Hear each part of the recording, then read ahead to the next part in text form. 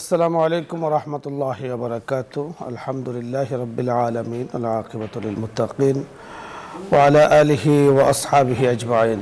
قال الله عز وجل في القرآن العظيم: أعوذ بالله من الشيطان الرجيم. بسم الله الرحمن الرحيم. يا بني إني أرى في المنام أني أذبحك فانظر ماذا ترى. قال يا أبت افعل ما تؤمر ستجدني إن شاء الله من الصابرين. فلما أسلم وتله للجبين وناديناه أن يا إبراهيم. صدق الله المولانا العظيم وصدق رسوله النبي الكريم ونحن على ذلك من الشاهدين والشاكرين والحمد لله رب العالمين. সুপ্রিয় দর্শক মণ্ডলী, কাছে দূরে, দেশে এবং দেশের বাহিরে যে যে অবস্থান থেকে চোখ রেখেছেন নিউজ 24 এর লাইভ অনুষ্ঠান ইসলাম আমরাকে দেখার জন্য সকলকে উক্ত অনুষ্ঠানের পক্ষ থেকে, চ্যানেলের পক্ষ থেকে, ক্যাপিটাল FM 94.8 এর চ্যানেলের পক্ষ থেকে আন্তরিক ধন্যবাদ, মোবারকবাদ জানিয়ে আজকের সুন্দর আয়োজন আমরা শুরু করতে যাচ্ছি। হযরত ইব্রাহিম আলাইহিস সালাতু ওয়াস সালামকে আল্লাহ তাআলা পরীক্ষা করেছেন বিকালিমাতিন ফাতাম্মাহুন্না। কোরআনে কারীম আল্লাহ তাআলা জানিয়ে দিয়েছেন অনেকবার আল্লাহ তাআলা পরীক্ষা করেছেন, প্রত্যেকটি পরীক্ষায় তিনি সফলতার সাথে উত্তীর্ণ হয়েছেন, কামিয়াব হয়েছেন। আল্লাহ তাআলা ঘোষণা দিচ্ছেন ফাতাম্মাহুন্না, প্রত্যেকটি পরীক্ষায় 100% তিনি উত্তীর্ণ হয়েছেন। যেমন এক জায়গাতে আল্লাহ তাআলা ইরশাদ করেন ইয়া বুনাইয়া ইন্নী আরা ফিল মানামি আন্নী আযবাহুকা ফানজুর মাযা তারা। হযরত ইব্রাহিম আলাইহিস সালাতু ওয়াস সালামকে আল্লাহ তাআলা স্বপ্নে দেখিয়েছেন যে তার সবচেয়ে প্রিয় বস্তুকে আল্লাহর রাহে উৎসর্গ করার জন্য, কুরবানি করার জন্য তিনি চাইলে আল্লাহ তাআলা হুকুম করেছেন, সাথে সাথে হুকুমকে পালন করতে পারতেন, কিন্তু তিনি সন্তানকে প্রস্তাব দিয়েছেন। তিনি সন্তান হযরত ইসমাঈল আলাইহিস সালাতু ওয়াস সালাম বাবার কাছে অনেক প্রিয়, দুনিয়ার সকল কিছু থেকে বাবার কাছে তিনি প্রিয় ছিলেন। তাই প্রিয় সন্তানকে তিনি পরামর্শ চাচ্ছেন যে আমি স্বপ্নে দেখেছি তোমাকে উৎসর্গ করছি আল্লাহর রাহে, তোমার কি মতামত? এখান থেকে মুফাসসিরিনে কেরাম পরামর্শের গুরুত্ব নিয়ে কথা বলেছেন যে ইসলামের দৃষ্টিতে পরামর্শ করা পারিবারিক জীবনে, সামাজিক জীবনে, ব্যক্তি জীবনে পরামর্শের গুরুত্ব রয়েছে। কোরআনে কারীমে অন্য আয়াতে আল্লাহ তাআলা বলেন ওয়া আমরুহুম শুরা বাইনাহুম। আল্লাহ রাসূলকে বলেছেন যে আপনি সিদ্ধান্ত আপনি দিবেন, তবে সাহাবাই কেরামদের সাথে পরামর্শ করে নেওয়ার মধ্যে কল্যাণ রয়েছে। যে কাজে পরামর্শের সাথে হয় তার মধ্যে আল্লাহ পাকের রহমত পাওয়া যায়। এই বিষয় নিয়ে আজকে আমরা কথা বলবো, ইসলামে পরামর্শ করার গুরুত্ব। এই বিষয় নিয়ে কথা বলার জন্য যিনি আমাদের সাথে যোগ দিয়েছেন বিশিষ্ট ইসলামী চিন্তাবিদ, শিক্ষাবিদ, মিডিয়া আলোচক, সুবক্তা শেখ ডক্টর মোহাম্মদ ওলিউর রহমান খান, মুহাদ্দিস, ইসলামিক ফাউন্ডেশন বাংলাদেশ। সাথে আছি বরাবরের মতো আমি আমজাদ হোসেন হেলালি। আসসালামু আলাইকুম রাহমাতুল্লাহ। ওয়ালাইকুম আসসালাম রাহমাতুল্লাহ। শেখ কেমন আছেন আপনি? আলহামদুলিল্লাহ ভালো, আপনি কেমন আছেন? আলহামদুলিল্লাহ, আল্লাহ তাআলা খুব ভালো রেখেছেন। আপনি জানেন যে হজের মাস চলছে এবং আসন্ন কুরবানি আমাদের খুব কাছে। তো সেক্ষেত্রে কুরবানির সাথে আমাদের আজকের আলোচ্য বিষয়ের সম্পর্ক রয়েছে যে হযরত ইব্রাহিম আলাইহিস সালাতু ওয়াস সালাম কুরবানি করবেন হযরত ইসমাঈল আলাইহিস সালাতু ওয়াস সালামকে, তার ওনার পুত্রকে, কিন্তু কুরবানির হুকুম তিনি সরাসরি দেননি, পরামর্শ চেয়েছেন। এখানে পরামর্শের গুরুত্ব কিন্তু বোঝা যায়। উনি তো চাইলে বলতে পারতেন আমি তোমাকে কুরবানি করছি, তুমি চলো। আর ছোট্ট বাচ্চা, এখনো বালেগ হননি, তারপরেও পরামর্শ চেয়েছেন। তাহলে পারিবারিক জীবন, সামাজিক জীবনে পরামর্শের অনেক গুরুত্ব এখান থেকে বোঝা যায়। এ সম্পর্কে আপনার কাছে আমরা বিস্তারিত শুনবো। জি, ধন্যবাদ। আউযু বিল্লাহি মিনাশ শাইতানির রাজিম। বিসমিল্লাহির রহমানির রহিম। ওয়াল্লাযীনা ইসতাজাবু লিরাব্বিহিম ওয়া আকামুস সালাতা ওয়া আমরুহুম শুরা বাইনাহুম। আল্লাহ রাব্বুল আলামিন সূরাতুশ শুরা এর 38 নম্বর আয়াতে আল্লাহ তাআলার আনুগত্য যারা করে বা আল্লাহর বিধান মতো যারা চলে জীবনে কল্যাণ, শান্তি, স্থিতিশীলতা, সমৃদ্ধি লাভ করে, তাদের পরিচয় দিতে গিয়ে বলেছেন যারা ওয়াল্লাযীনা ইসতাজাবু লিরাব্বিহিম, আর যারা তাদের প্রভুর আনুগত্য করে, প্রভুর নির্দেশ অনুযায়ী চলে, ওয়া আকামুস সালাতা, সালাত বা নামাজ কায়েম করে, আর যারা তাদের বিভিন্ন কাজকর্মে, তাদের গুরুত্বপূর্ণ বিষয়ে তারা পরস্পর মাশওয়ারা করে, পরস্পর মত বিনিময় করে বা পরামর্শ গ্রহণ করে। তো এখানে দেখা যাচ্ছে যে আল্লাহর আনুগত্য সালাত কায়েমের পরেই এসেছে ওয়া আমরুহুম শুরা বাইনাহুম। তাদের পারস্পরিক কাজগুলি হয় মতামতের ভিত্তিতে, পারস্পরিক আলোচনার ভিত্তিতে, পরামর্শের ভিত্তিতে। তো এটি সাহাবায়ে কেরামের গুণ বিশেষত, এরপরে সকল ভালো মানুষের গুণ। আমরা আসলেই যে কোনো বিষয়ে, ছোট বিষয়, মধ্যম বিষয় বা অতি গুরুত্বপূর্ণ বিষয়ে দেখা যায় যে কমপক্ষে 3 জন মানুষ যদি একসাথে বসে আলোচনা করেন, তাহলে এই আলোচনার মধ্য দিয়ে তাদের মতামত নিয়ে পরে সিদ্ধান্ত নিলে সেখানে 2টি কাজ হয়। একটা হলো যে সবার অভিজ্ঞতার ফল একটি ভালো হয়, আরেকটা হলো আল্লাহর হুকুম মানার কারণে বরকত হয়, মানে ভুল হয় না, অথবা সেখানে সেই কাজটা বা সেই পরিকল্পনা বাস্তবায়ন করতে আল্লাহর রহমত পাওয়া যায়। আর আল্লাহ রাসূল সাল্লাল্লাহু আলাইহি সাল্লামকে আল্লাহ এইভাবে হুকুম দিয়েছেন যে ফাইদা আযামতা ফাতাওয়াক্কাল আলাল্লাহ ওয়া শাবিরহুম ফিল আমর, যে আপনি আপনার নিকটবর্তী সাহাবীদের কাছে পরামর্শ করে কাজ করবেন, এরপরে আপনি যে সিদ্ধান্ত নেবেন সেই ব্যাপারে আপনি দৃঢ়ভাবে থাকবেন, আল্লাহ তাআলার উপর ভরসা করবেন, এই শিক্ষাটা দিয়েছেন। তো আমরা হযরত ইব্রাহিম আলাইহিসসালাতু ওয়াস সালামকে তার প্রভু আল্লাহ রাব্বুল আলামিন যখন তার প্রিয় পুত্রকে আল্লাহর জন্য নিবেদন করতে আদেশ করলেন, তখন তিনি এই বিষয়টিও ছেলের মতামতটা নিলেন, মানে এটি আল্লাহর অনুমোদন ক্রমেই নিয়েছেন। আর এই মতামত নেওয়ার মধ্য দিয়ে ছেলের যে উদারতা, মহত্বতা, আল্লাহর প্রতি তার যে নিবেদন, যে ঈমান, সেটাও স্পষ্ট হয়েছে। ফানজুর মাযা তারা, তিনি স্বপ্নে এই কুরবানির নির্দেশ দেখার পরে বলেছিলেন যে তোমার কি মত। তখন ছেলেও আল্লাহর হুকুম শুনে, পিতা যেহেতু নবী তার কথা শুনে তিনি পরিপূর্ণ ইয়াকিনের সাথে, ভালোবাসার সাথে জীবনকে উৎসর্গ করার নিয়তে বলছেন যে ইয়া আবাতি ফাল মা তু'মার সাতাজিদুনি ইনশাআল্লাহু মিনাস সাবিরিন, যে হে আমার প্রিয় পিতা, আপনি যে বিষয়ে আদিষ্ট হয়েছেন সেটি আপনি বাস্তবায়িত করুন, আর এই কুরবানির জন্য আমাকে আপনি ধৈর্যশীলদের মধ্যেই পাবেন। এরপর তিনি এই পরামর্শ পেয়ে তিনি আল্লাহর নাম নিয়ে ছেলেকে উৎসর্গ করার জন্য তিনি যখন সম্পূর্ণ প্রস্তুত হয়ে তিনি ধাবিত হয়েছেন, তখন আল্লাহ তার কুরবানি কবুল করেছেন এবং বলেছেন যে এভাবেই আমি সাদ্দাকতা রুইয়া ইন্না কাযালিকা নাজজিল মুহসিনিন, আপনি আপনার স্বপ্নের আদেশ বাস্তবায়ন করেছেন, আমি এভাবেই নেককার, পরেজগার, অনুগত লোকদেরকে প্রতিদান দিয়ে থাকি। তো তিনি প্রতিদান দিয়েছেন। তো আমাদের কাছে শিক্ষা হলো যে কুরবানির ক্ষেত্রেও আমরা এখনকার যে বিধান আমাদের শরীয়তে, যে প্রিয় অর্থ, প্রিয় পশু, প্রিয় একটি নিজের হাতে তৈরি পরিপালিত একটি বাছুর বা একটি বকরিকে কোরবানি করা, এটি আল্লাহ সন্তুষ্টির জন্য করা, সেই ক্ষেত্রেও পরামর্শ করা যে কিভাবে করব, কয়জনে করবে, কোথায় করবে, এর বাইরে সমস্ত কাজেই পরামর্শ। বিশেষ করে দেখেন সংসারের জীবনে কেউ যদি এভাবেই সিদ্ধান্ত নেন যে স্বামী স্ত্রী আলোচনা করে একটি কাজ করা, ছেলে মেয়ে লেখাপড়া, তখন তাদের মুরব্বীদের, দাদা দাদি, নানা নানি, শিক্ষক, উস্তাদ, তাদের উস্তাদ, মুরব্বীদের পরামর্শ নিয়ে করা। আপনি ক্রয় বিক্রয় দেখবেন যে একটি জিনিস ক্রয় করতে গেলে অভিজ্ঞ 3 জনকে যদি জিজ্ঞাসা করেন তাহলে কিন্তু একটা ভালো অভিজ্ঞতা। এভাবে বিদেশ সফর, তারপরে ব্যবসা বাণিজ্য করা, চাকরির ক্ষেত্রে কোন পেশা গ্রহণ করব, কোথায় যাব, বাসে যাব না ট্রেনে যাব, প্রত্যেকটা বিষয়ে পরামর্শ করলে রাষ্ট্রীয় কাজে অবশ্যই পরামর্শ, সেখানেও খায়ের বরকত আছে। চমৎকার আপনি বলছিলেন। দর্শক মণ্ডলী, ইসলাম পরামর্শের গুরুত্ব দিয়েছে, গুরুত্ব অনেক অনেক রয়েছে। দেখুন, পরামর্শের মাধ্যমে যে কাজ সম্পাদন করা হয় সে কাজটা সঠিক হওয়ার সম্ভাবনা বেশি থাকে।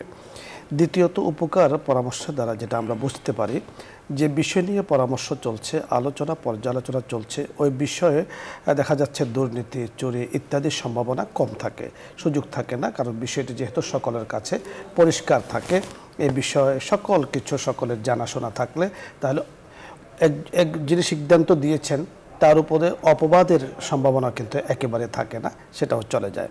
পরামর্শের দ্বারা একজন মানুষের প্রতি আরেকজনের আস্থা বসে, বিশ্বাস বসে। আল্লাহ তাআলা রাসূল আকরাম সাল্লাল্লাহু আলাইহি সাল্লামকে বলেছেন, ফাইদা আযামতা ফাতাওয়াক্কাল আলাল্লাহ, যখন আপনি কোনো কাজ করবেন তা আল্লাহ তাআলার উপরে আপনি ভরসা করবেন। আল্লাহ তাআলার উপরে ভরসা 100% সর্বাবস্থায় থাকবে। যে কাজ নিয়ে পরামর্শ হয়, 10 জন মানুষ, 3 জন মানুষ, 5 জন মানুষ একটি বিষয় নিয়ে যখন আলোচনা পর্যালোচনা পরামর্শ করেন, তখন দেখা যাচ্ছে যে অনেকগুলো মাথা একসাথে হওয়াতে সঠিক একটা জিনিস কিন্তু সেখান থেকে বের হয়ে আসে। তাই পারিবারিক জীবনেও আমরা পরামর্শ করে চলতে পারি। আপনি ইব্রাহিম আলাইহিসসালামের এই ঘটনা থেকে আমরা যা শিখতে পারি, ছোট্ট ইসমাইল আলাইহিসসালামের কাছে পরামর্শ না নিলেও পারতেন, কিন্তু পরামর্শ নিয়েছেন, তখন তিনি শিশু ছিলেন। সুতরাং ঘরের সদস্য যারা আছে প্রত্যেকের মূল্যায়ন আছে। পারিবারিক জীবনেও পরামর্শ করে কাজ করলে এর মধ্যে খায়র বারাকা পাওয়া যাবে অনেক বেশি। আল্লাহ রাব্বুল কারীম আমাদেরকে কথাগুলো বোঝার তৌফিক দান করুন। আলোচ্য বিষয় নিয়ে যদি আপনাদের কারো কোনো প্রশ্ন থাকে, তাহলে বোঝার থাকে, আপনি বোঝার জন্য প্রশ্ন করতে পারেন, অথবা যে কোনো মাসলা মাসাইল নিয়ে আপনি চাইলে প্রশ্ন করতে পারেন। আমরা চেষ্টা করব কথা বলার জন্য। প্রথমে যিনি আছেন, আসসালামু আলাইকুম ওয়া রাহমাতুল্লাহ। দর্শক পরিচয় বলে প্রশ্ন করুন। জি, আসসালামু আলাইকুম। ওয়া আলাইকুম আসসালাম ওয়া রাহমাতুল্লাহ। হুজুর ভালো আছেন আপনি? জি আলহামদুলিল্লাহ, আল্লাহ তাআলা ভালো। হুজুর আমি ধরমপাড়া সুনামগঞ্জ থেকে ইনুস বলছিলাম। জি জি জি, প্রশ্ন করুন। হুজুর আমার তিনটে প্রশ্ন। প্রথম প্রশ্ন হলো যে কোন ব্যক্তির বছরের শুরুতে নেশার পরিমাণ সম্পদ আছে, মাঝে ৩-৪ মাস নেশার পরিমাণ সম্পদ থাকলো না এবং বছরের শেষে আবার নেশার পূর্ণ হলো, তাকে কি যাকাত দিতে হবে? ২ নম্বর প্রশ্ন হলো হুজুর, কারো নেশার পরিমাণ টাকা আছে এবং সম পরিমাণ ঋণও আছে, এই ক্ষেত্রে কি তাকে যাকাত দিতে হবে? ৩ নম্বর হলো হুজুর, স্বর্ণ রূপা আলাদা হিসাব করলে নেশাব পূর্ণ হয় না, কিন্তু একত্রে করলে নেশাব পূর্ণ হয়, এই ক্ষেত্রে কি বিধান হবে? ধন্যবাদ আপনাকে। আমরা কথা বলছি। প্রশ্ন অনেক সুন্দর প্রশ্ন করেছেন। খুবই গুরুত্বপূর্ণ প্রশ্ন এবং গুরুত্বপূর্ণ দরকারি মাসালা। সেটি হলো যে বছরের শুরুতে নেশাব আছে, মাঝখানে কোনো কারণে কমে গেলেও যদি বছর আনতে আবার নেশাব পূর্ণ হয়, অবশ্যই যাকাত দিতে হবে। আর সেই বছরটি হবে আরবি বর্ষ, চাঁদের বর্ষ, হিজরি, অর্থাৎ শাওয়াল, রমাদান বা জিলকদ এরকম হতে হবে গেল। দ্বিতীয় প্রশ্ন তিনি করেছেন যে একজনের যাকাতের নেশাব আছে কিন্তু সমপরিমাণ তার ঋণ আছে। এখানে দুটি বিষয় দেখতে হবে যে এই ঋণটি এই বছরে কত দিতে হবে। যদি এমন হয় যে এই আরবি বর্ষেই এই টাকাটা ঋণ দিতে হবে, তাহলে দেখতে হবে যে ঋণ আর আপনার সম্পদ কত। যদি ঋণ হয় আপনার কথা 1 লাখ টাকা আর আপনার কাছে আছে সমান 1 লাখ টাকাই, তাহলে আর যাকাত দিতে হবে না। কিন্তু আপনার ঋণ আছে 1 লাখ, কিন্তু আপনার কাছে আছে 1,00,000 টাকা, তাহলে এই 1,000 টাকা ঋণ আপনার যাকাত দিতে হবে। আচ্ছা, আর যদি এমন হলো যে এই ঋণটি আপনার এই বছরে দিতে হবে না, দীর্ঘমেয়াদী ঋণ, যেমন হাউস লোন, কেউ বাড়ি করলো শিরকাতুল মিলকে ইসলামী ব্যাংক সমূহ থেকে নিয়ে অথবা কোনো ব্যক্তির কাছ থেকে নিয়ে, তাহলে তার ঋণ হতে পারে 50 লক্ষ টাকা, কিন্তু সেই 50 লক্ষ টাকার ঋণ কিন্তু তার মাথায় এই বছরে নেই। তাকে দেখতে হবে যে এই বছরে কিস্তি কত, জিজ্ঞেস করতে হবে যে আমাকে এই এখন জিলকদ মাস, আগামী জিলকদ মাসের এই 18 তারিখ 20 তারিখে আমাকে কত টাকা দিতে হবে। তাহলে এই পরিমাণ হলো তার আসলে ঋণ। এই পরিমাণকে মাইনাস করে তার কাছে যদি আরো কিছু টাকা থাকে তাহলে টাকা দিতে হবে। আর তৃতীয় প্রশ্ন তিনি কি করেছেন, স্বর্ণ রূপা আলাদা। এটা একটা সুন্দর সঠিক সমাধান শরীয়ত দিয়েছে যে কারো কাছে স্বর্ণ আছে, রূপাও আছে, তাহলে অবশ্যই তাকে দুটি মিলিয়ে হিসাব করতে হবে, কারণ দুটি সম্পদ। সেই ক্ষেত্রে স্বর্ণ আর রূপা মিলে যদি রূপার নেশাব হয়ে যায়, অর্থাৎ 52.5 ভরি রূপার দাম হয়ে যায়, তাহলে তিনি তো নেশাবধারী, তাহলে তাকে টাকার অঙ্কে হিসাব করে শতকরা 2.5 টাকা দিতে হবে। সেটি 40,000 টাকা হলে 1,000 টাকা দিতে হবে, 1 লক্ষ টাকা হলে 2,500 টাকা দিতে হবে, 1 কোটি টাকা হলে 2.5 লক্ষ টাকা দিতে হবে। যথার্থ আপনি বলেছেন। যিনি প্রশ্ন করেছেন ইউনুস ভাই সুনামগঞ্জ ধর্মপাশা থেকে, আপনি বুঝতে পেরেছেন। পরবর্তী দর্শকের কথা আমরা শুনবো। জি আসসালামু আলাইকুম ওয়া রাহমাতুল্লাহ। ওয়ালাইকুম আসসালাম, ভালো আছেন? জি আলহামদুলিল্লাহ। বলেছি কি রাগ করেন না, বলেছি সেদিন আমি প্রশ্নটা করার পরে লাইন চলে গেছে, আমি প্রশ্নটা শুনতে পারিনি। বলুন, টিভির ভলিউম কমিয়ে নিন, এরপরে কথা বলুন। বলতেছি কি সেদিন বলিলাম যে কুরবানির স্থান উঠলে যে ব্যক্তি কুরবানি দেশে রোজা রাখবে অথবা সে নকল কাটতে পারবে না, এটা আমি শুনতে পারিলাম না, কারণ চলে গেছিল, তার জন্য আমি ফিরে প্রশ্নটা করি। আপনাকে আমরা আবারও জানিয়ে দিচ্ছি, আপনার যে প্রশ্ন করেছেন আমরা বুঝতে পেরেছি। অর্থাৎ জিলহজ মাসের যে প্রথম 9 দিন 10 তারিখের আগে, তো এই যে হাত নখ কাটা, তারপরে যিনি কোরবানি দিবেন তার জন্য। তো এই বিষয়টি উনি জানতে চেয়েছেন যে কোরবানি দাতাদের জন্য না কোরবানি যিনি দিবেন না তার জন্য, সকলের জন্য? শুধু যে মুসলমান নারী পুরুষ কোরবানি দিবেন এবং কোরবানির পশু কিনেছেন বা প্রস্তুত হয়েছেন তাদের জন্য এটা মুস্তাহাব আমল, জরুরি নয়। মুস্তাহাব আমল যে একটু এলোমেলো থাকা, যে আল্লাহর জন্য কোরবানি দিচ্ছি, এটা নিজের মধ্যে একটা পাগলের মতো ভাব তৈরি করার জন্য এটা নবীজি বলেছেন, এটা জরুরি না। তবে করলে অনেক সওয়াব আছে, যেহেতু আল্লাহ রাসূল করতেন। এটা মুস্তাহাব একটা আমল। যেমন জিলহজ মাসের 1 থেকে 9 পর্যন্ত নফল রোজা রাখা, কিন্তু নবম দিনটি ইয়াউমুত তাসিআ, যেটি ইয়াউম আরাফা বলা হয়, সেই দিনটিতে রোজা রাখার গুরুত্ব আরো বেশি। কিন্তু এরপরের দিন আবার ঈদের দিন, সেদিন আবার রাখা যায়। ধন্যবাদ। যতই গুরুত্ব হোক রোজাটি নফল, এটাই হলো মৌলিক বিষয়। শরীয়তের যে হুকুম যে পর্যায়ে এসেছে ওই হুকুমকে পর্যায়ে রাখা, এটাও কিন্তু শরীয়তের একটা দাবি। পরবর্তী দর্শকের কথা আমরা শুনবো। জি, আসসালামু আলাইকুম ওয়া রাহমাতুল্লাহ।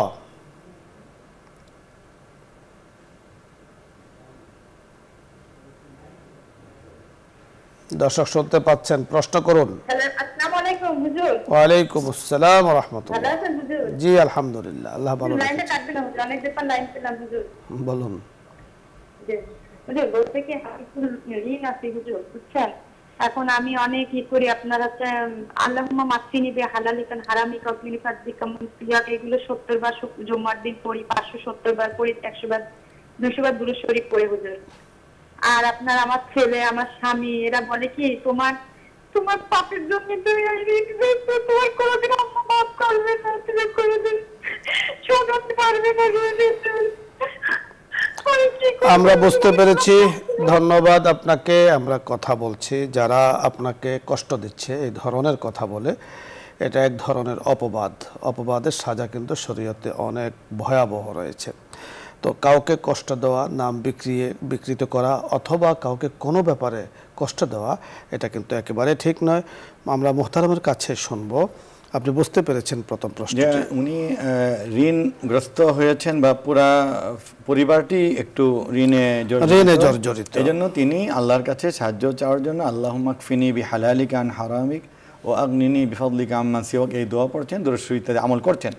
তো এটি ইসলামের পদ্ধতি আছে। কারণ আপনি যার 10 টাকা ঋণ সেও এটা পড়বে, যার 10 কোটি টাকা ঋণ সেও তো আল্লাহর কাছেই সাহায্য চাইতে হবে। আর যে কথাটি আমরা অস্পষ্টভাবে আপনি আবেগ আপ্লুত হয়েছেন, বুঝতে পারিনি ঠিকভাবে, যদি এটি হয়ে থাকে যে আপনার পরিবারের কেউ আপনাকে এরকম বলে যে তোমার পাপের কারণে হয়েছে বা আমাদের পাপের কারণে হয়েছে, এটি এভাবে বলা ঠিক নয়। কারণ আল্লাহ তাআলা কাউকে বিপদে ফেলেন তার মর্যাদা বৃদ্ধির জন্য।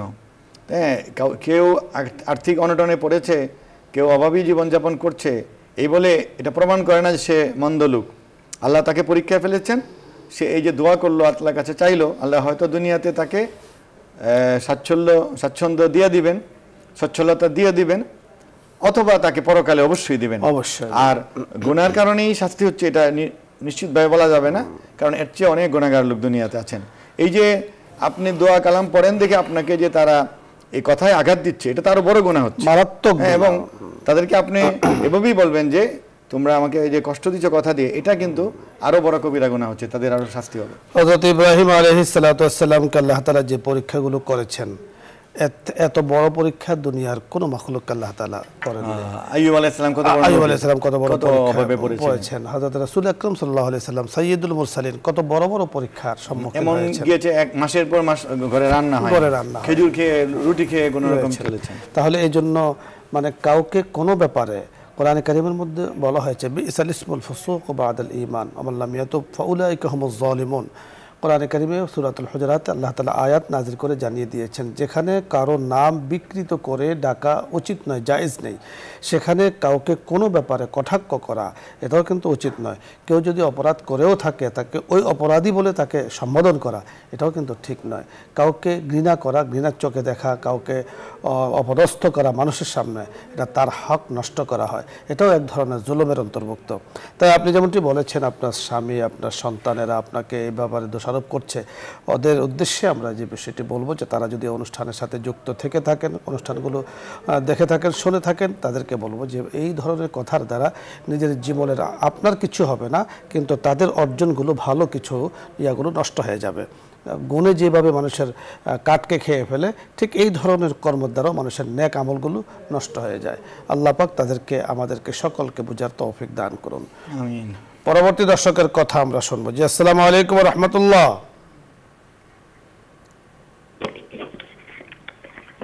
আসসালামু আলাইকুম।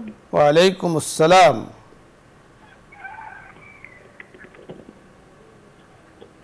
জি, আপনি প্রশ্ন করুন। বলছি যে মোনাজাত ফরজ নামাজের পর নাকি নফল নামাজের পর? জি, আমরা বুঝতে পেরেছি, আপনি শুনতে থাকুন, আমরা বলছি। জি, মোনাজাত ফরজ নয়, মোনাজাত সবসময় এটা আপনার নফল, মুস্তাহাব করা ভালো। তা আপনি ফরজ নামাজের পরেও মোনাজাত আল্লাহ রসুল করেছেন, সুন্নতের পরেও করেছেন, আর নফলের পরেও করেছেন। মোনাজাত হলো আল্লাহর কাছে চাওয়া। তো অনেক জায়গায় নবীজি বলেছেন যে সালুল্লাহ, আল্লাহর কাছে চাও। অনেক জায়গায় বলেছেন উদুল্লাহ বিবুতুনি আইদিকুম, যে তোমরা তোমাদের হাতের পেট এভাবে দিয়ে আল্লাহর কাছে চাও। তাহলে হাত না তুলে মোনাজাত এটাও করা যাবে, হাত তুলেও মোনাজাত করা যাবে। এটি আপনি নামাজের পর কিছু আজকার আছে, আজকার, সেই জিকিরগুলি করার পরে করবেন। জিকিরগুলি আবার সুন্নত, নবীজি করতেন। সেটা কি, প্রত্যেক নামাজ ফরজ হোক নফল হোক, নামাজ শেষ করি আস্তাগফিরুল্লাহ আস্তাগফিরুল্লাহ আস্তাগফিরুল্লাহ রাব্বি মিন কুল্লি যামবি ওয়া আতুবু ইলাইহি। এরপরে লা ইলাহা ইল্লাল্লাহ ওয়াহদাহু লা শারীকা লাহু লাহুল মুলকু ওয়া লাহুল হামদু ওয়া হুয়া আলা কুল্লি শাইইন কাদির। এরপরে আল্লাহুম্মা ইন্না আলা যিকরিকা ওয়া শুকরিকা ওয়া হুসনি ইবাদাতিক। এরপরে লা না'বুদু ইল্লা মুখলিসিন লাহুদ্দিন লাহুল ফাদলু ওয়া লাহুল হাসান ইত্যাদি। এগুলি আপনি কিতাব দেখে নেবেন, না পারলে শুধু যেটি বেশি জরুরি সেটা হলো আউযুবিল্লাহ বিসমিল্লাহ পরে আয়াতুল কুরসি পড়বেন। এরপরে সুবহানাল্লাহ 33 বার, আলহামদুলিল্লাহ 33 বার, আল্লাহু আকবার 34 বার পরে এরপরে আপনি হাত তুলে মোনাজাত করতে পারেন, নাও করতে পারেন।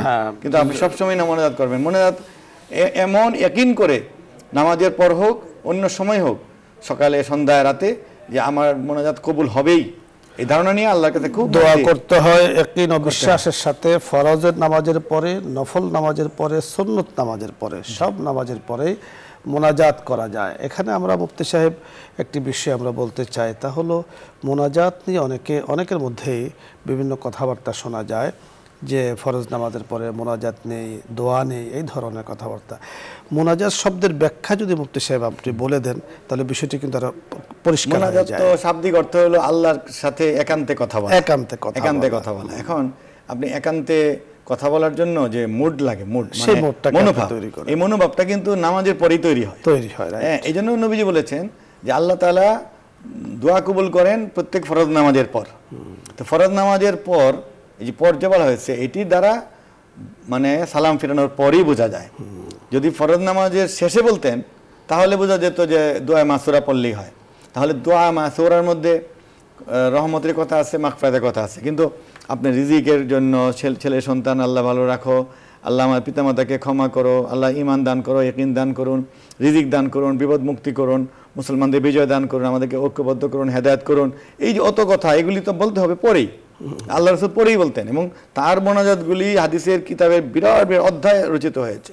সাহাবায়ে কেরামের মোনাজাতগুলি দিয়ে কিতাব রচিত হয়েছে। তাহলে মোনাজাত নাইব যারা বলে তারা তো ভুলে। যথার্থ আপনি বলেছেন, আল্লাহ তাআলার সাথে একান্তে কথা বলা, আমি আমার আল্লাহর সাথে একান্তে কথা বলবো। এখানে তো মানে কোন সময় বলা যাবে না, কোন সময় বলা যাবে, এই বিধিনিষেধ আসলে উচিত নয়। রব্বে কারীমের কাছে আপনি যখন ইচ্ছা, যেভাবে ইচ্ছা জোরে আস্তে ডাকুন, তিনি সকলেই শুনতে পারেন, সকল কিছু বুঝতে পারেন। পরবর্তী দর্শকের কথা আমরা শুনবো। জি, আসসালামু আলাইকুম ওয়া রাহমাতুল্লাহ। ওয়া আলাইকুম আসসালাম। কেমন আছেন? জি, আলহামদুলিল্লাহ। আমি বগুড়া থেকে বলছি, হাজী মোহাম্মদ। জি, বলুন। আচ্ছা, আমার প্রশ্ন হলো যে আমার বয়স হয়ে গেছে 71, কিন্তু যতবারই উঁচু করি, উঁচু করার পরে পেশাবের শনাক্ত পেশাব আসে, তাইবাম করলে আসে না। আমি এখন কি করব? আমরা বুঝতে পেরেছি, আপনার জন্য শরীয়তের মাসআলা রয়েছে, আপনি শুনতে থাকুন, আমরা কথা বলছি। জি, প্রশ্ন হলো, আগে যে কুরবানি দেওয়া হয়, ওই ভাগার যদি একজন বেনামাজি থাকে, তাহলে কি কখন হবে? কি হয় কথাটা প্রথম?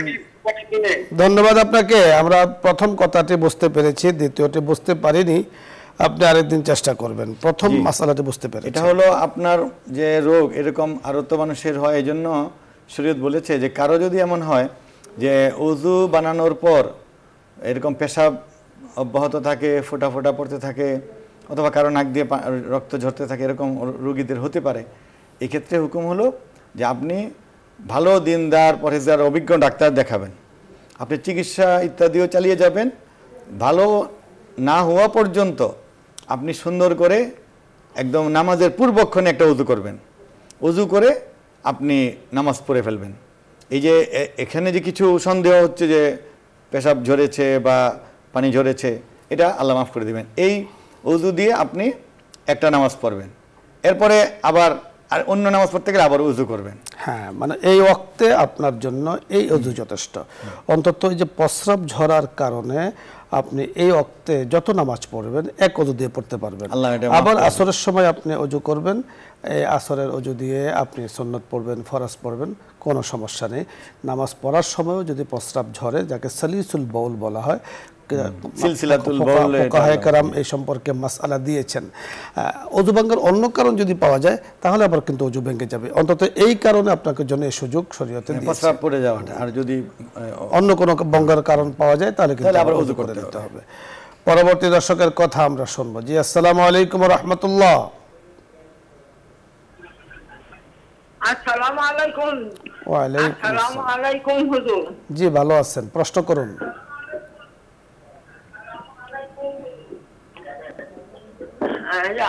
প্রশ্ন হচ্ছে, আমার ছোট বোন, আমার সেজ বোনের একটা ছোট্ট মেয়ে বিয়ে দিছিল ঢাকাতে, একটু জমিন আছে, বাড়ি আছে, এটা দেখি মেয়েটা দিয়ে দিছিল একটা বয়স্ক ছেলের সাথে দিয়ে দিছিল। তারপরে এখন ওই ছেলেটা শুধু ওই বাড়িটুকুই আছে, আর কিছু নাই। হ্যাঁ, 4 তালা ফাউন্ডেশন করি, 1 তালা করেছে, করি কোন রকম ভাড়া দিয়ে তাই চলতো। হঠাৎ করে ওই ছেলেটা মারা যায়। মারা যাওয়ার পর ওই মেয়েটা, ছোট্ট মেয়েটা, ওই বাচ্চা নিয়ে তাই একা একা ঢাকা শহরে থাকে। ওর বাপ নাকি করতে, ওর মা গেছিল সাথে, এখনো 40 দিন হয়েছে না। হ্যাঁ, জি, ওর মায়ের কইছে যে তুমি ওখানে থাকো, আমি আরেকখান বিয়ে করবো। হ্যাঁ, আপনার জানার বিষয় কি সেটা বলুন। আমি আরেকটা বিয়ে করবো। আচ্ছা, এটা কি বাপের? হ্যাঁ, আপনার জানার বিষয় কি? মেয়েটা যে বিধবা হয়েছে 40 দিন এখনো পুরো। হ্যাঁ, ধন্যবাদ, আমরা বুঝতে পেরেছি। আপনি শুনতে থাকুন। আপনি খুব খেয়াল করে এই মাসআলার সমাধান শুনুন। শরীয়তে মাসআলা দিয়েছে, বুঝতে পেরেছেন? জি, মানে একজন মেয়ের বিয়ে হয়েছিল, বিধবা হয়ে গেছে, স্বামী মারা গেছেন। তাহলে কোরআনে স্পষ্ট করে বলেছে, ওয়াল্লাযীনা তাওয়াফাউনা মিন আজওয়াজিকুম ইয়াতারাব্বাসনা বিআনফুসিহিন্না আরবাআতা আশহুরিন ওয়া আশরা। সূরা বাকারায় আছে যে কারো স্বামী মারা গেলে তাকে বিধবার যে নিয়ম মেনে 4 মাস 10 দিন অপেক্ষা করতে হবে। এরকম তালাক হলে 3 মাস অপেক্ষা করতে হবে। 4 মাস 10 দিন এটি তাকে হিসাব করে ওই আরবি মাস অনুযায়ী বা মাসিকের হিসাবে 4 মাস 10 দিনের আগে তার অন্যত্র বিয়ে আকদ সহি হবে না, অন্যত্র বিয়ে তার জায়েজ হবে না, হারাম হবে। এটা তাকে জানিয়ে দেন। হ্যাঁ, আপনি খুব খেয়াল করে শুনেছেন। আমাদের মুফতি সাহেব ফয়সালা নিয়ে কথা বলেছেন। আপনার ছোট বোনের মেয়ে ঢাকাতে বিবাহ দিয়েছেন, স্বামী মারা গিয়েছে। যেই জায়গাতে স্বামী ইন্তেকাল করেছেন সেটা নিঃসন্দেহে স্বামীর বাড়ি। আপনি যেমনটি বলেছেন যে স্বামী সেখানে করে থাকে বা বিল্ডিং করে থাকে। এখন তার সম্ভব হলে ওখানে সে 4 মাস 10 দিন সাজসজ্জাবিহীন অবস্থায় সেখানে থাকবে। একান্ত প্রয়োজন যদি না হয় সে স্থান তিনি ত্যাগ করবেন না। এটাকে বলা হয় ইদ্দত। এমন হতে পারে যেমন এখানে নিরাপত্তা নাই, তাহলে বাবার বাড়িতে যাবে, যেতে পারে, অথবা শ্বশুর বাড়িতে যাবে, যেখানে যাবে আবার সেখানে থাকতে হবে। সে নামাজ কালাম পড়বে, দোয়া করবে, ভালোভাবে থাকবে।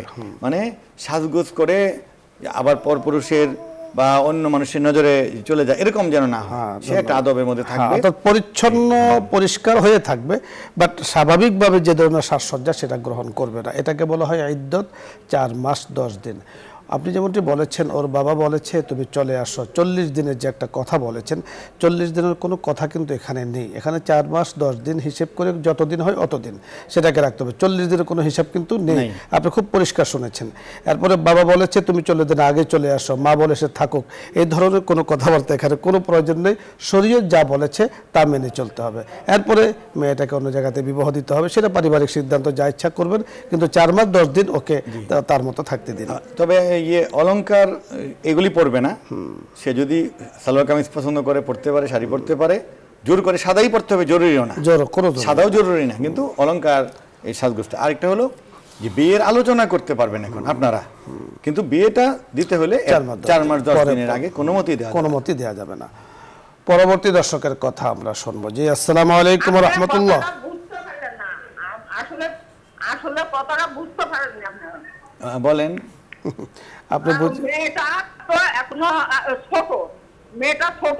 আচ্ছা, মেয়েটার 2টা ছোট বাচ্চা খুঁজে বাপে কয়, মায়ে ওখানে থাকছে, এর জন্য বাপ কয় যে তুমি যদি ওখানে থাকো তাহলে আমি আর একটা বিয়ে করবো। এইটা বাপ কিভাবে এই কথাটা কয়? ধন্যবাদ। জি জি, আমরা বুঝতে পেরেছি, আপনি শুনতে থাকুন, শুনতে থাকুন। অন্যায় করছে মানে বিষয়টি আমি যতটুকু বুঝতে পেরেছি, আপনি শুনতে থাকুন। আমরা প্রথমত ইদ্দতের যে বিষয়টি আমরা বুঝতে না পারলেও ইদ্দতের মাসালাটি আপনাকে বলেছি, আমাদের দর্শক অন্যরাও আছেন, তারাও শুনেছেন। দ্বিতীয় বিষয়, আপনি যেমনটি বলেছেন যে সম্ভবত মেয়ে অর্থাৎ যে ছোট্ট বাচ্চাটাকে টাকাতে বিবাহ দিয়েছে, তো এখানে ওর মা এসে থাকছে, যেহেতু তার বাচ্চা ছোট আছে। এখন হয়তো পারে ওনার যে ছোট বোনের স্বামী হয়তোবা ওকে বলতেছে, মেয়ের মাকে বলতেছে তুমি যে ওখানে থাকছো, তা যদি চলে না আসো তাহলে আমি কিন্তু আরেকটা বিবাহ করব, এই ধরনের একটা ধমক টমক তাকে দিতে পারে। ওনার আমি যতটুকু বুঝতে পেরেছি, বিধবা নারীকে বলা হচ্ছে না, ওটা হলো অন্য একজন মুরব্বি এসেছে, তাকে বলা হচ্ছে যে তুমি মেয়ের মাকে মেয়ের বাবা বলছে তুমি যদি মেয়ের কাছে এভাবে থাকো, মানে যে বিষয়টি হলো যে ছোট্ট মেয়ে স্বামী মারা গিয়েছে, এখন মা এসে মেয়ের কাছে থাকছে, এখন বাবা বলছে তুমি যদি চলে না আসো তাহলে আমি কিন্তু অন্য জায়গাতে বিবাহ করবো। খুব অজ্ঞ মানুষের অজ্ঞতার পরিচয়, এটা ঠিক নয় এরকম জুলুম করা। তবে এটা ব্যালেন্স করতে হবে। এখন ওই মা এখানে থাকা জরুরি কিনা, না হলে ওই মেয়েদেরকে নিয়ে উনি দেশে চলে যান, সেটা সমাধান হতে পারে। জি মুফতি সাহেব, আমরা বুঝতে পেরেছি, ধন্যবাদ আপনাকে। দর্শক মণ্ডলী, আপনি সর্বশেষ যিনি প্রশ্ন করেছেন, একটাই মেয়ে বাবারও, আবার এই মেয়েটি মারও, বাবা মার দুজনেরই মোহাব্বত কিন্তু মেয়ের প্রতি আছে। তো সেক্ষেত্রে মেয়ের স্বামী ইন্তেকাল করেছেন, হয়তো বা মা তাকে সান্ত্বনা দেওয়ার জন্য তার কাছে কিছুদিন আছেন, এটা বাবাকে বুঝে নিতে হবে। আর যিনি মেয়ের মা, তাকেও খেয়াল রাখতে হবে যে এই সংসার, মেয়েরকে অসন্তুষ্ট, মেয়েকে তাসাল্লি অর্থাৎ প্রশান্তি দেওয়ার জন্য, সান্ত্বনা দেওয়ার জন্য নিজের সংসার আবার ক্ষতি হয়, সেটাও কিন্তু কাম্য নয়। ওবিটি ব্যালেন্স করে আপনাকে চলতে হবে, যাতে করে কোনো সমস্যা না হয়। পারিবারিক জীবন সুন্দর করার দায়িত্ব সকলের, অর্থাৎ স্বামী স্ত্রী যারা আছে তাদের। এজন্য কোনো কারণে সুন্দর সংসার নষ্ট হয়ে যাক, সেটা কারোই কাম্য নয়। আমরা চাই, আমরা দোয়া করি আল্লাহ রাব্বুল কারীম আপনাদের জীবনকে এবং যাদের ব্যাপারে মাসআলা জিজ্ঞাসা করেছেন তাদের দাম্পত্য জীবন, পারিবারিক জীবনকে আল্লাহ তাআলা শান্তিময় করেন। আল্লাহ তাআলার মেহেরবানিতে আজকে আমরা অনুষ্ঠানের শেষ পর্যায়ে আছি। পরামর্শের গুরুত্ব নিয়ে আমরা কথা বলছিলাম। শরীয়তে যে শেষ মাসআলাগুলো এসেছে এগুলো পরামর্শের অন্তর্ভুক্ত। কোনো কাজ যদি পরামর্শ করে তাহলে এর মধ্যে বারাকা হয়। স্ত্রী স্বামীর সাথে পরামর্শ করবেন, স্বামী স্ত্রীর সাথে পরামর্শ করবেন, দুইজনের সিদ্ধান্ত মোতাবেক যদি কোনো ভালো কিছু হয় তাহলে সেটা কিন্তু খুব ভালো বিষয়। এজন্য আল্লাহ তাআলা আমাদের সকলকে বোঝার তৌফিক দান করুন, ভালো কিছু অর্জন করার তৌফিক দান করুন, সব ধরনের খরাফাত থেকে আল্লাহ তাআলা আমাদেরকে হেফাজত করুন। ভালো থাকুন, সুস্থ থাকুন। আগামী দিন ঠিক বিকেল 5টায় আবারও দেখা হচ্ছে নিউজ 24-এর লাইভ প্রোগ্রাম ইসলাম আমরা, এই অনুষ্ঠানে চোখ রাখুন নিউজ 24-এর পর্দায়। সকলের প্রতি ধন্যবাদ, সকলের প্রতি আল্লাহ তাআলার রাহমত কামনা করে আজকের মতো বিদায় নিচ্ছি। আসসালামু আলাইকুম ওয়া রাহমাতুল্লাহি ওয়া বারাকাতুহু। দোয়া হবে, দরুদ ইস্তেগফার পাঠ করি। اللهم صل على محمد وعلى آل محمد كما صليت على إبراهيم وعلى آل إبراهيم إنك حميد مجيد اللهم بارك على محمد وعلى آل محمد كما باركت على إبراهيم وعلى آل إبراهيم إنك حميد مجيد أستغفر الله ربي من كل ذنب وأتوب إليه لا حول ولا قوة إلا بالله العلي العظيم بشك دعا করে দিন الحمد لله رب العالمين والصلاة والسلام على سيد المرسلين وعلى آله وأصحابه أجمعين ربنا ظلمنا أنفسنا وإن لم تغفر لنا وترحمنا لنكونن من الخاسرين ربنا آتنا في الدنيا حسنة وفي الآخرة حسنة وقنا عذاب النار رب ارحمهما كما ربياني صغيرا اللهم إنا نسألك الصحة والعفة والأمانة وحسن الخلق والرضا بالقدر اللهم بارك لنا فيما رزقتنا وقنا عذاب النار اللهم زدنا ولا تنقصنا اللهم أكرمنا ولا تهنا اللهم آثرنا ولا تؤثر علينا اللهم أرضنا وارض عنا يا الله يا رحمن يا رحيم ইয়া যাল জালালি ওয়াল ইকরাম আমাদের জীবনে সকল গুনাহ খাতা মাফ করে দিন আমিন আল্লাহ আমরা এখানে যে দ্বীনি আলোচনা করেছি দ্বীনের শরীয়তের বিধিবিধান মাসলা এবং এর জবাব দিয়েছি আল্লাহ এর উপর আমল করার তৌফিক দিন ইয়া আল্লাহ আমাদের সকল কাজে জ্ঞানী অভিজ্ঞ লোকদের পরামর্শ নিয়ে কাজ করার তৌফিক দিন পারিবারিক সামাজিক অর্থনৈতিক রাষ্ট্রীয় প্রশাসনিক দাপ্তরিক সকল কাজে পরামর্শ ভিত্তিক কাজ করার তৌফিক দিন ইয়া আল্লাহ আমাদেরকে নেক এবং সহি নিয়তে কুরবানি করার তৌফিক দিন আমাদেরকে সহি নিয়তে পরকালের সাফল্যের নিয়তে সালাত আদায় করার তৌফিক দিন আপনার জিকির আপনার তেলাওয়াত আপনার তাসবিহ পড়ার তৌফিক দিন আল্লাহ সকল ভাই বোনকে দ্বীন এবং শরীয়তের বিধান জেনে পালন করার তৌফিক দিন ইয়া আল্লাহ সকলকে পরিপূর্ণ ঈমান নসিব করুন সকলকে পরিপূর্ণ জ্ঞান দান করুন সকলকে উত্তম রিজিক দান করুন আমাদের সকলকে ইয়া আল্লাহ পরিপূর্ণ সুস্থতা দান করুন আমাদের সকলকে দ্বীন এবং শরীয়ত পরিপালন করার তৌফিক দিন দুনিয়ার মোহ দুনিয়ার আকর্ষণ কমিয়ে আখিরাতের ভাবনা আখিরাতের সাফল্য আখিরাতের নাজাতের ভাবনা আমাদেরকে মনের মধ্যে তৈরি করে দিন ইয়া আল্লাহ আমাদের এই দ্বীনি আলোচনা এবং এই শরীয়তের বিধিবিধান আলোচনার এই অনুষ্ঠানকে কবুল ও মঞ্জুর করুন আল্লাহ যারা এই আয়োজন করেছেন বসুন্ধরা গ্রুপের চেয়ারম্যান মহোদয় সহ সকলকে দ্বীনের উপর ইসলামের উপর আরও কাজ করার তৌফিক দিন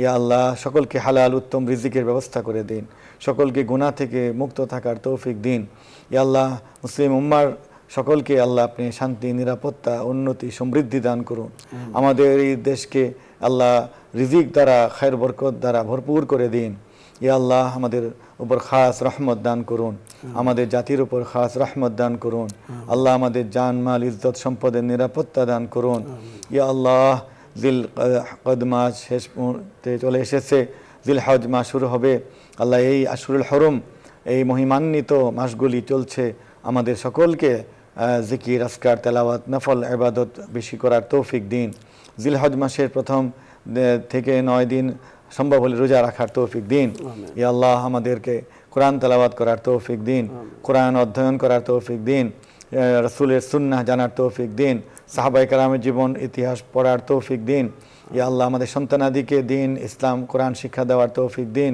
আল্লাহ পরকাল ভাবনা মনের মধ্যে জাগ্রত করে দিন আখিরাতের চিন্তা মনের মধ্যে জাগিয়ে দিন ইয়া আল্লাহ এই অনুষ্ঠানের মধ্য দিয়ে দেশবাসী দর্শক পৃথিবীময় ইসলামের দাওয়াত ইসলামের সুশিক্ষা আদর্শ ছড়িয়ে দেওয়ার তৌফিক দিন ইয়া আল্লাহ আমাদের যারা অসুস্থ তাদেরকে শিফায়ে কামেল আজিলা নসিব করুন যাদের পরিবারে অশান্তি আছে সেগুলি দূরীভূত করে দিন আল্লাহ দেশের এবং ঢাকার সমস্যাগুলি দূরীভূত করে দিন আল্লাহ জাতির সমস্যাগুলি সংকটগুলি দূরীভূত করে দিন আল্লাহ দেশের অর্থনীতিকে আল্লাহ আপনি কুদরতিভাবে মজবুত করে দিন আমাদের উন্নয়ন কাজগুলিকে দুর্নীতিমুক্তভাবে আল্লাহ সম্পন্ন করার তৌফিক দিন সকল কাজে ইখলাস এবং দেশপ্রেম আমাদের মধ্যে পয়দা করে দিন ইয়া আল্লাহ আমাদের যারা হজে যাবেন সমস্ত ভাই বোনদেরকে সুষ্ঠুভাবে সহি পদ্ধতিতে হজ আদায় করার তৌফিক দিন এবং নিরাপদে শান্তিময় আবহাওয়ার মধ্য দিয়ে হজের আরকান আহকামগুলি পালন করে সুস্থ শরীরে ঈমান নিয়ে আমল নিয়ে ইসলাম নিয়ে দেশে ফেরার তৌফিক দিন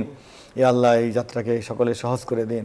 আল্লাহ যে ভাই বোনেরা কুরবানি করবেন তাদের জন্য আল্লাহ ইখলাসের সাথে আপনাকে সন্তুষ্ট করার জন্য উত্তম পশু দ্বারা কুরবানি করার তৌফিক দিন।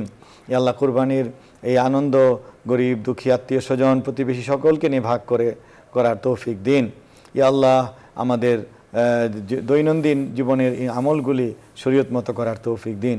আমাদের জীবনের সকল অবসর মুহূর্তগুলো আপনার জিকির করার তৌফিক দিন। আল্লাহ চোখের হেফাজত করার তৌফিক দিন, জবানের হেফাজত করার তৌফিক দিন, আমলের হেফাজত করার তৌফিক দিন, হারাম থেকে বাঁচার তৌফিক দিন, গুনাহ থেকে বাঁচার তৌফিক দিন, রিজিকের মধ্যে ওয়াসআত দান করুন। আল্লাহুম্মা রযুকনা ইলমান নাফিআ ওয়া আমালান সালিহা ওয়া ঈমানান কামিলা ওয়া ইয়াকিনান সাদিকা ওয়া রিজকান হালালান ওয়াসিআ ওয়া শিফাআন মিন কুল্লি দা ওয়া তাওবাতান নাসুহা ওয়া তাওবাতান নাসুহা ওয়া তাওবাতান ক্বাবলাল মাউত ওয়া রাহাতান ইনদাল মাউত وراحة عند الموت ومغفرة بعد الموت والفوز بالجنة والنجاة من النار. اللهم إنا نسألك من خير ما سألك منه نبيك محمد صلى الله عليه وسلم وأنت المستعان وإليك البلاغ برحمتك يا أرحم الراحمين.